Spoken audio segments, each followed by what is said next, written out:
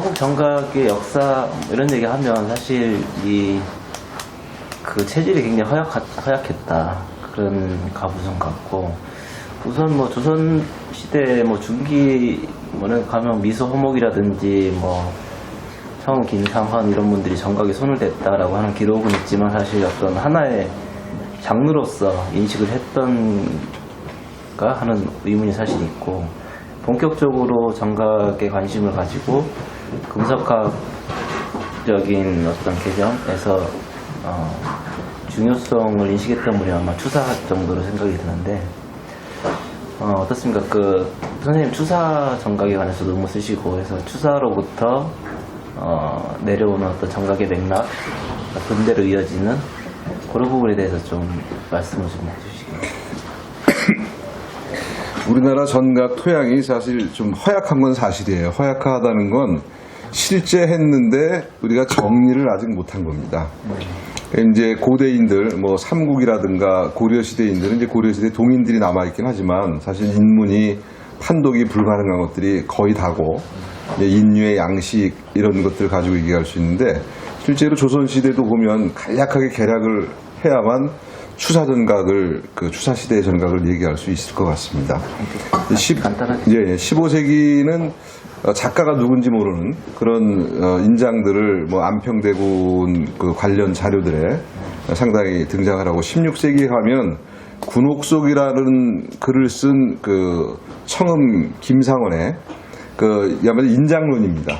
인장론이 있는데, 사실 전각에 대한 그 확고한 인식이라기보다는 그 한가로움을 벗어던지고 마음을 수양하는 듯한 그런 풍의 그런 얘기들이 이어지고요. 17세기에 가면 이제 남인계통, 그러니까 미수 허목을 중심으로 한 고문으로 그 문장에서, 학문에서 고문으로 이제 복귀하고자 하는 운동의 일환으로 미수 허목이 이제 전각을 하게 됩니다. 근데 미수 허목의 주요한 점은 중국에서 그 당대의 명나라 때 그 편찬된 금서군부라는 책이 있습니다. 미수 허목체가 미수 허목의 독창적으로 창안한 글씨가 아니고, 그 전국시대 문자를 비롯해서 소전까지 다 망라하는 그런 고문자를 운자별로 모아놓은 금서군부를 토대로 자기 나름대로의 그 운필을 사용해서 글씨도 쓰고, 또 행초를 쓸 때도 그런 필의를 담아내고, 또 전각에서는 그거보다 더 확대돼서 상당히 기괴한, 지금 판독하기 거의 어려운 그런 그 인장들을 새긴 것이 하나의 이제 7세기 전각의 특징이고, 또 한 분이 계시는데 동호 홍석구라는 분이 있습니다. 그건 이제 묘에 함께 백자항아리에 담겨져 있는데, 거기에 보면 그 조선시대 전각이 분명히 존재했었다. 회화성, 그 다음에 어떤 그 소전에 대한 그 확고한 인식, 그 다음에 인장을 회화적으로 어떻게 구현해야 될 것인가라는 그런 부분들을 고민했던 흔적이 있고요. 또 18세기에 가게 되면 주요한 두 분이 있습니다. 이 자료가 있는지는 저만이 알고 아직도 공개된 적이 없습니다. 능호관 인상이 굉장히 많은 전각을 했고, 또 그 주변에 있는 사람들에게 많은 영향을 끼쳤습니다. 또 한 분이 계신데 표암강세양이에요. 표암강세양은 이제 18세기에 말하자면 예단의 영수로 활동하고 있는데, 시, 글씨, 그림, 전각에 모두 능했습니다. 그런 전통이 19세기로 이어지는데, 중요한 건 이제 18세기 후반경에 그 연행을 한 사람들이 많아집니다. 뭐 박제가라든가 또는 연암 박지원이라든가. 그리고 이제 중요한 것은 추사가 그 한국에 있을 때, 말하자면 연행하기 이전에 초정 박제가로부터 상당히 많은 영향을 받게 됩니다. 그러니까 특히 실학의 범주 중에서도 금속고증학에 관한 많은 이제 훈도를 받고 본인도 관심을 갖게 되는데, 중국에 다녀오면서 인장에 관한 많은 그 인식들을 깨우치고 와요. 그래서 이제 뭐 한인설, 그러니까 한나라 인장에 대한 설이라든가 이런 것들도 관심을 갖게 되고, 그 문화에 세 사람의 전각가들이 있습니다.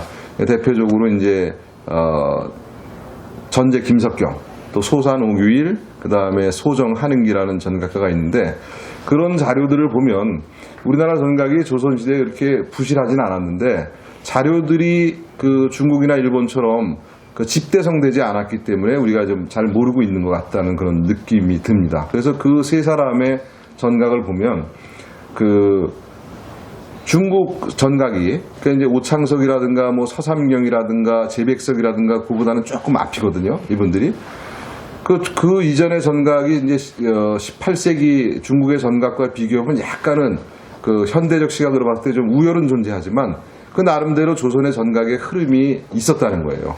그 한인을 중심으로 한 그 형태, 또 이제 소전을 중심으로 해서 자기 나름대로의 해석을 가미한 형태, 또 조선미가 가지고 있는 어떤 소박한 그런 잡법과 독법을 구현하는 형태들이 충분히 존재했었습니다.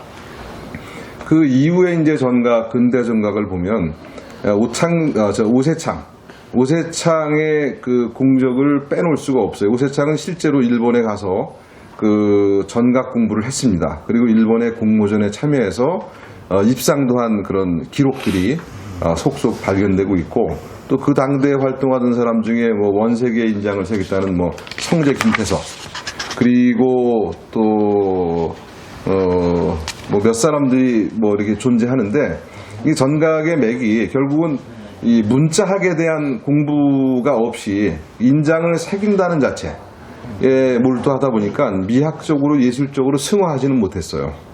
근데 그 이후에 이제 근대 전각이 다양한 사람들에 의해서 그 진행이 되다가 결국은 현대 전각의 뭐 우리가 바라볼 수 있는 기점이라면 대동인보가 편찬된 시기가 아마 70년대로 알고 있습니다. 그래서 그 지금으로 말하면 이제 협회가 구성이 돼서 뭐 석봉, 고봉주 선생을 비롯해서 뭐 철롱 선생, 그 다음에 뭐 여초 선생, 그 다음에 그 당시에는 굉장히 소장이었던 뭐 근원, 김양동 뭐 이런 분들이 참여해가지고 이제 인보를 내게 되는데, 그때부터 이제 전각에 대한 관심이 사실은 그 서단에 전체적으로 퍼진 거죠. 지금은 서예가들이 거의 다 전각을 겸전하고 있습니다. 같이 다 해요. 근데 그 당시에는 전각을 왜 못했느냐 그러면 인재가 없었습니다. 인재가 좋은 게 없었어요. 두 번째로는 도구조차도 없었습니다.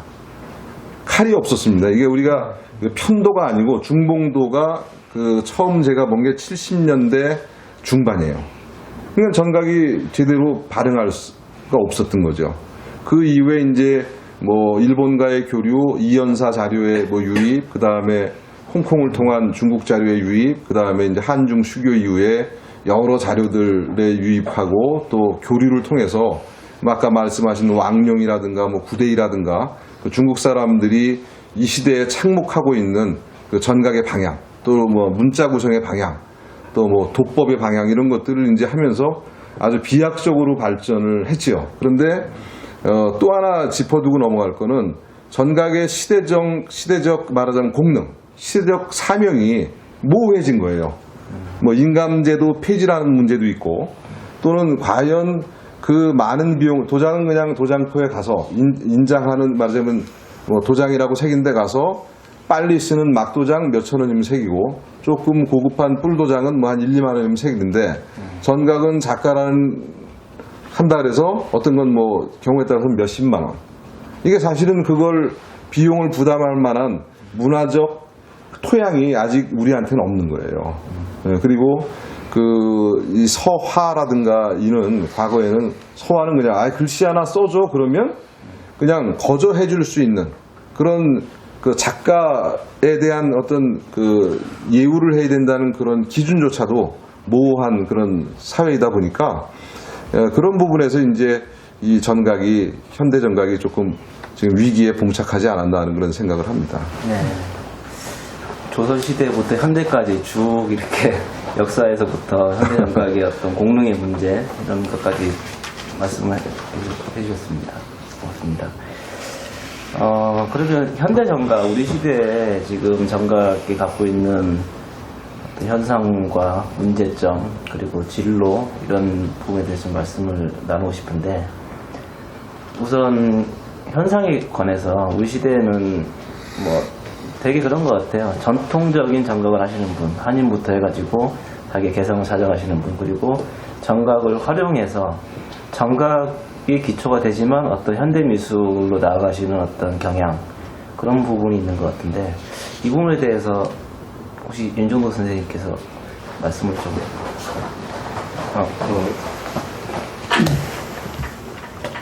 보통 이제 그 정각하면은 이제 그 한하고 모각 많이 하잖아요. 모각. 근데 모각을 너무 막 모각의 그 형태에 그 매서 하다 보니까 진짜 뭐 정각을 왜 하는지 그 본질을 모르고 이제 하는 것 같아요. 그러니까 맨날 껍데기만 맨날 그 어떤 그 떨어진 거 있잖아요. 뭐 고인 같은 거, 한인 같은 거 막 떨어진 거 있는데 그걸 그냥 그대로 막 모각한다고 그냥 똑같이 예, 긁어내는 식으로 하다 보니까 그냥 뭐 기능은 하고 나면 잊어버리는 거죠. 자기 것으로서 이제 액기스를 못 뽑아내고 그냥 맨날 또 선생이 하던 그 습관대로 또 따라 하다 보니까 맨날 선생 풍만 되고 자기 것은 못 따라 되고 그래서 그런 부분에 대해서 선생님께서는 어떤 그 정각의 고전이라고 하는 뭐 그냥 예를 들어 진한인이라고 할 때 그런 데서 어떤 점을 취해서 공부를 하는 게 그러니까 이게 이런 생각을 가지고 보통 고인이라고 해서 뭐 진한인이라고 해서 다 좋은 건 아니잖아요. 이게 그 중에서 현대적으로 봤을 때 좋은 것을 갖고 공부하는 거잖아요. 무조건 안목을 가지고. 그렇죠. 근데 그래서 보는 안목이 있어야 그 발췌할 수 있는 선별할 수 있는 그 있을 거 아니에요. 안목이 있어요. 뭐가 좋은지 알아야 그걸 공부할 거 아니에요. 근데 일단은 그 안목이 제일 중요한데 이거 서예하고 다르게 글씨는 손이 안 따라 못하잖아요, 이거는. 근데 정각은 사실 칼이라는 것이 뭐 붓하고 달라갖고 휘쭉휘쭉 하는 것도 아니고 하기 때문에 뭐 끌어내나 뜯어내나 뭘 하나 어떤 좋게만 나오면 되는 건데. 그러니까 그래서 안목이 중요하다, 그죠? 안목이. 그래서 이제 좋은 그 각을 옛날 고인 있으면은 그걸 보고 이제 뭐가 하는데 그냥 지금 현재 정각을 하면은 한 10분만 정도 하잖아요. 10분, 20분 정도 하는데 이 시간적인 개념 10분, 20분 만에 천년의 세월을 담아내야 된다 이거죠. 이제. 그러려면 너무 그걸 담아내다 보니까 보통 막 인위적으로 막 날로 찢든가 막 어떻게 해갖고 막 그냥 오래된 것 같은 느낌을 만드는데 그게 인위적으로 해갖고는 절대 그게 안 나오잖아요. 그냥 순간적으로 저절로 돌에 터져 나온 맛 그런 것을 하려면 일단 또 돌에 대한 재료가 또 중요하잖아요. 예. 재료를 어떤 재료를 선택해야만이 되고 무조건 끈적끈적한 무슨 요양석 같은 그런 것으로서는 사실 그러니까 돌이 이제 만약 예를 들어 이제 돌의 재질에 맞는 거기에 맞는 그 느낌을 표현해낼 줄 알아야 되죠. 만약에 터져서 나오는 맛 아니면 또 그냥 요령석 같은 경우는 그야말로 칼의 어떤 예리한 그 느낌에 맞춰서 표현하는 거. 저도 마찬가지로 인장을 보게 되면 저게 무슨 글자일까라고 읽게 되는데 경우에 따라서는 안 읽어진단 말입니다. 결국은 우리가 또 다른 암호를 계속 생산해내고 있는 것이 아닌가. 암호를 계속 생산해내고 있어요. 그것이 과연 예술적으로 감상의 대상으로 또 거래의 대상으로 되려면 현대인들이 과연 그걸 어떻게 고민해야 된다는 거예요. 고민. 그래서 이제 정각이라고 하는 작은 어떤 돌 안에서 있는 그런 걸 탈피하는 과정에서 현대 정각 뭐 이런 게 나오고 정각을 굉장히 확대한다든지 아니면 어떤 입체를 만들어서 한다든지 그런 어떤 다른 미술과의 접목 이런 걸 통해서 시도를 하고 있는 작가들도 있는 것 같은데 그런 부분에 대해서는 어떤 생각을 좀 가지시는지. 그러니까 이제 일단 정각이 제일 어려운 게 뭐가 어렵냐면 변이 제일 어렵거든요. 변 처리하는 것이 이게 변 처리를 어떻게 하냐에 따라서 그 정각이 그 격이나 뭐 느낌이 확 달라져 버리는군요. 근데 이제 다른 어떤 예술 세계하고 접목 같은 이야기하는 그러니까 이게 칼에서 느껴지는 돌에서 이제 돌의 칼로서 세게 쓸 때 느껴지는 그 맛이 확대해 놓으면은 되게 감동적이거든요. 그냥 작을 때는 작아서 잘 안 보이니까 이제 모르는데 그 크게 이렇게 확대해 놓으면은 붓의 맛도 아니고 그러니까 우리가 인쇄해 있는 인쇄한 찍어져 있는 거 있잖아요. 찍어져 있는 것은 붓으로 이렇게 해는 것보다는 거의 시각적인 어떤 에너지 효과가 10배 이상 나는 것 같아요. 보니까. 그냥 그렇죠. 그 강렬한 어떤 그 느낌이.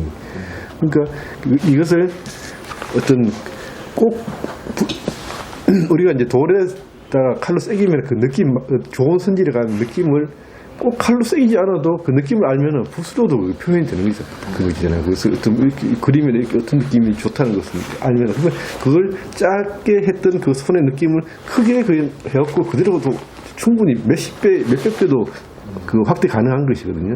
그러니까 이걸 꼭 그 칼로서 돌에다가 하려고 하지 말고 그 느낌을 큰 캔버스 같은 데다 이런 데다가 한지 같은 데다가 어떤 붓으로서 그 느낌을 이렇게 그냥 감각적으로 표현해 놓으면은 그래갖고 꼭 한 번으로 칠한다는 게 아니고 그게 더 칠하고 해갖고 어떤 중첩의 효과를 낼 수도 있는 거거든요. 그래서 이제 어떤 꼭 골격을 어떤 그렇게 세우고 거기다가 뭐 또 다른 어떤 뭐 물론 이제 채색이라는 것을 해도 되고 뭐 안 할 수도 있고 하지만은 그런 것을 이제 저도 옛날에 이제 그렇게 해서 개인전을 했거든요. 예. 근데 그때도 사람들 반응이 되게 좋았어요.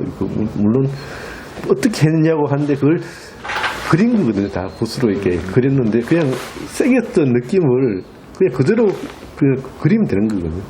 그리고 또 굳이 뭐 전서로 새기고 정각을 해야 될 필요도 없고 그냥 그 느낌을 다른 사물의 형상을 이제 형상을 또 우리 뭐 저거 있잖아 초형인처럼 그런 것처럼 뭐 어떤 자기가 뭐 하고 싶은 뭐 주먹이 있다든가 아니면은 뭐 호랑이라든가 그런 것을 그 어떤 정각의 선으로서 이제 그 사물을 딱 이렇게 표현하면 되는 거잖아요. 그러니까 꼭 글자 문자를 할 필요는 없잖아요. 왜냐하면 현대 이 사회에서 이 문자라는 것, 특히 전서 이런 걸 사람들이 가독성이 없어요. 읽을 줄도 모르고 하는데 꼭 그걸 문자로 해야 되냐고 이거죠. 그러니까 우리가 초형인을 해도 그 초형인이지만 그것도 정각의 범위잖아요.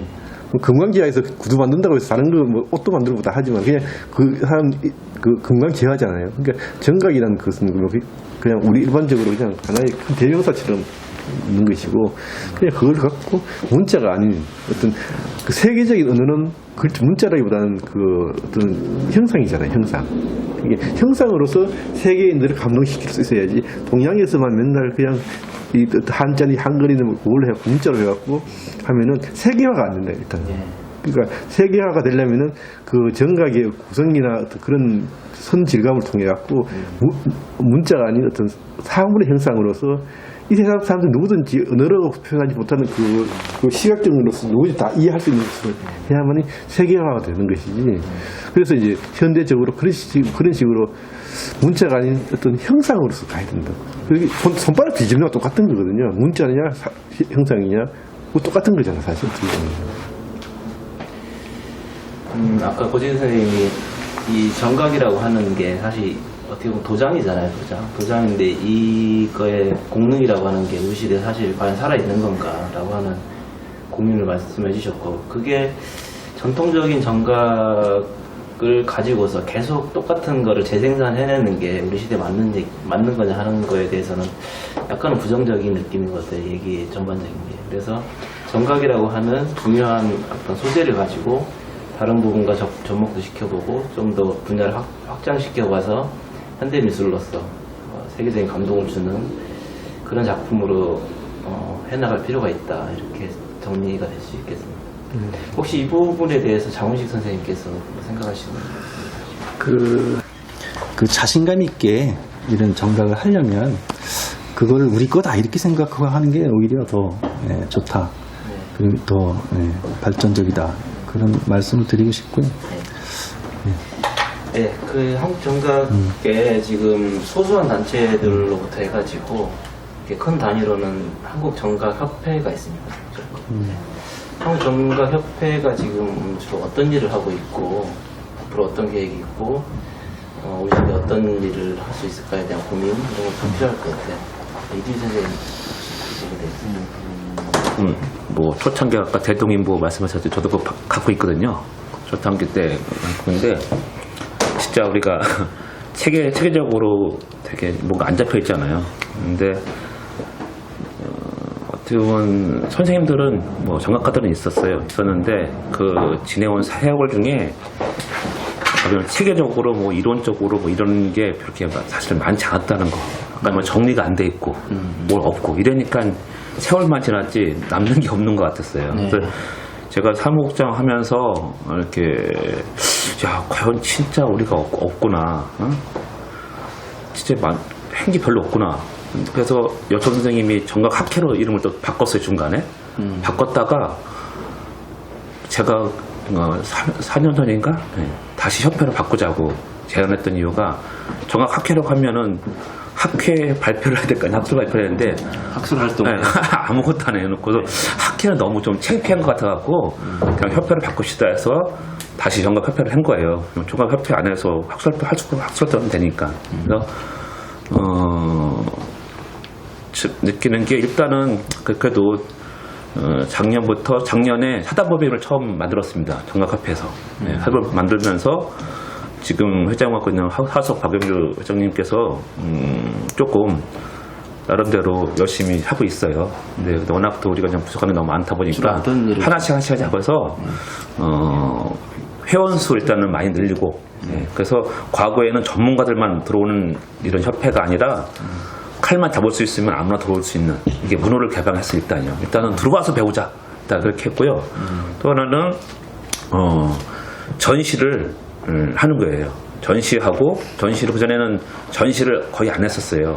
책만 만들었어요. 인보 책만.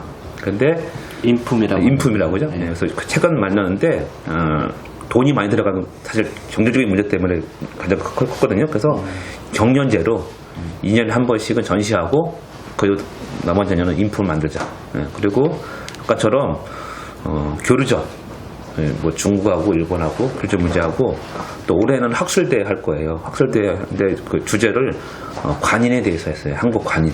현대 관인. 네, 한국 관인. 현대 관인. 네, 그죠. 관인에 그거를 뭐 전통적인 것부터 해갖고 지금 현재 어떻게 쓰고 있고 어떻게 발전할 수 있는 방향 여기서 주제 나눠갖고 지금 3가지 분야로 해서 9월달 정도나 10월달 정도 좀 저기 같은 학술대 하려고 하고 있고요. 아까 또 중국 아까 산동 얘기했잖아요. 그 9월달에 지금 교류전 잡혀 있고. 진객이 10년 거기요. 그래서 조금 전에보다는 그거거든요. 배우고 싶어요. 근데 어디서 배울 거야? 개인적으로 가서 배울 거야? 어떻게? 근데 그런 문제가 여러 가지 많잖아요. 그걸 한번 협회에서 조금 해보자. 정각협회에서 교육을 하는 건 없어요. 그래서 거기 분과가 있지만 아직까지도 저희도 분과가 있지만은 되게 미비해요. 미비해서 할 게 되게 너무 많죠.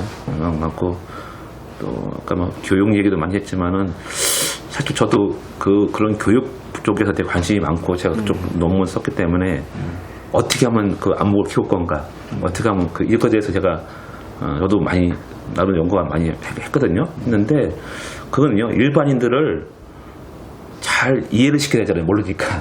그리고 이해시킨 다음에 포장을 해야 되잖아요. 그래야지 판매가 되듯이. 그래서 그런 전혀 모르는 사람들을 하다못해 진짜 돌아나면 파볼 수 있는 그리고 어떻게 하면 쉽게 재미나게 하는 게 이게 하나의 관건인 것 같아요. 이게 하다 보면 이게 계속 배우게 되고 서로에도 관심을 갖게 되고 이해하려고 하고 저도 존경하게 되고 이런 거 과정을 우리가 각 분야 자기 전공 분야가 있으니까 어떤 사람은 아까처럼 전 순수 작품 만들고 어떤 사람은 교육, 어떤 사람은 상품 이게 해야지 어느 하나만 집중돼서는 할 수 없잖아요. 그래서 각 분야에 어떤 사람이 많아야 된다는 생각이 들어요. 사람이 많아야 돼서 저희 뭐 정각협회에서 어떤 사람들 많이 하여튼 들어오게 해갖고 이런 것도 보이고 저런 것도 보여주고 뭐 이런 해마다 학술대회를 주제를 정해서 올해는 뭐 이번에는 뭐 해서 하여튼 대중화시키는 게 가장 중요하다는 생각을 합니다.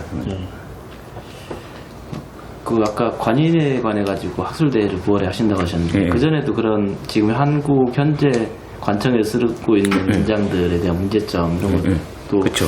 한 얘기가 된 게 한 10여 년 넘은 것 같아요. 그런 얘기들이. 근데 그런 게 아직 개선이 안 되고 있다는 점도 좀 안타까운 거. 거기에 대해서 사실 논문도 쓰신 분들도 있는 걸로 알고 많이 바뀌었죠, 그래도. 바뀌고 있는 건 추세인데 그게 너무 미비한 것 같아요. 그래서 그게 지난번에 행안부 장관이 왔었거든요.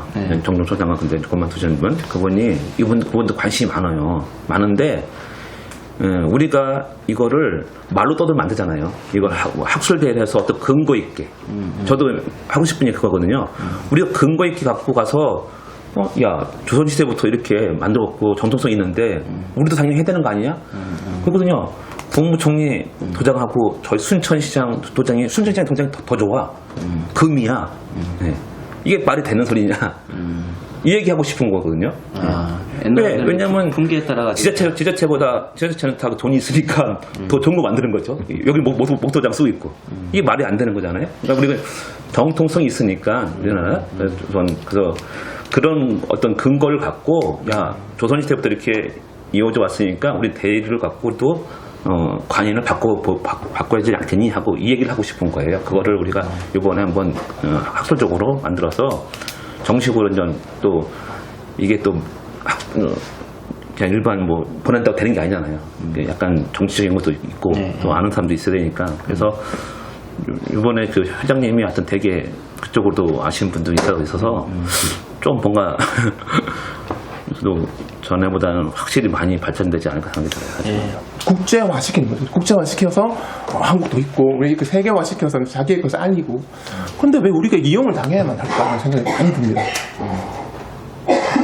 반대로 우리가 더 축제화를 만드는 한국의 내실을 좀 더 다져줄 수 있는 한국 정각의 내실을 다져줄 수 있는 협회의 어떤 전망 그리고 협회가 해나가야 되는 저는 일단 교류보다는 저는 내실이 아닐까 하는 생각을 감이 듭니다. 네, 정각협회 고언을 해주셨는데 협회 나름에서도 뭐 어려운 점이 또 있겠죠. 그 네. 그리고 일단 그런 부분은 좀 사실 곱씹어볼 만한 말씀이신 것 같습니다.